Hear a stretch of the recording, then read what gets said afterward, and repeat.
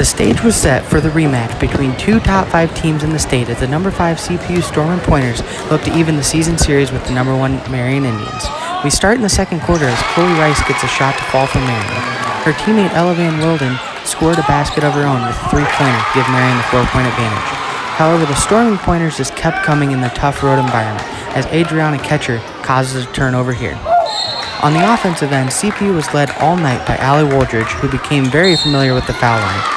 She was a jack of all trades as she showed she could hit from long range, and she was fully capable of fighting through defenders as she finishes an and one here, much to the pure joy of a big CPU crowd who made the trip out tonight.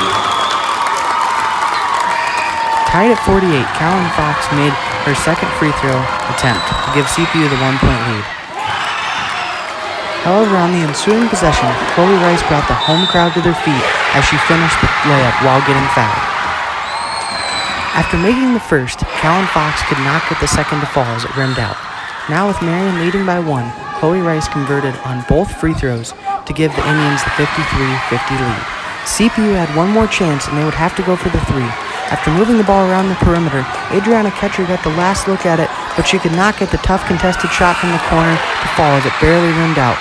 What a game, and it allowed Marion's perfect season to see another day as they defeat CPU 53-50. I thought the girls played hard. I mean, there's a lot of we played hard for the initial part of the game, and then the second, third quarter they had a couple of mistakes, that they made us pay for it and got their lead, and then we were able to come back in the fourth and make it a tough game down the stretch. But we can't have those mistakes because those build up, and against a good team, we just couldn't come back from it.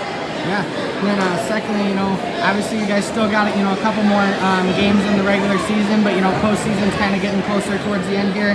How do you get the girls back on track, after this tough loss, but also just preparing towards the regular season? Well, they get a day or two off here, and then we come back on Monday and have a good practice. And game on Tuesday, and the rest of the year, we have next 2 weeks. We have 4 games, Tuesday and Fridays, and each day in practice and games, we just got to make sure we keep getting better day by day, and hopefully be peaking here in the next couple weeks. Yeah, and then finally, you talked about, just some lapses that happen, throughout the game.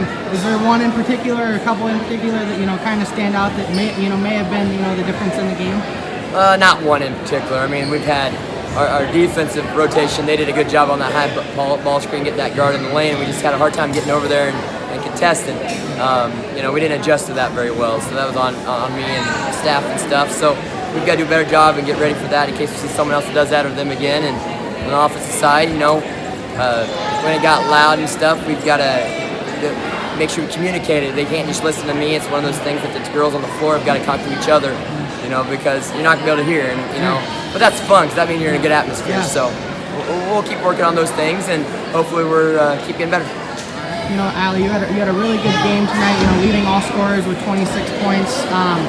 Was it a part of the game plan, get you more involved here tonight, or was it just kind of, in the flow of the game? It really wasn't a part of the game plan. It was more flow of the game.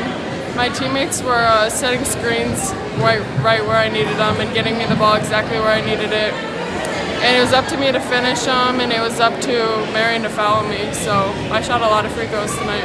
Yeah, and then kind of, based upon that, it's a tough loss, here, facing, No. 1 Marion team on the road, and, especially with, how the first game went, you guys were up 2 heading into that final quarter, and then, in the fourth quarter they kind of, pulled away. But, how encouraging was tonight, knowing, since, a couple months have happened, and, that result was that much closer? Basically, we knew we had to play all 4 quarters. This game, I think we played the fourth quarter well, but the first 3 quarters we could have done a better job on. But we hope we can get them when it counts, so looking forward to it.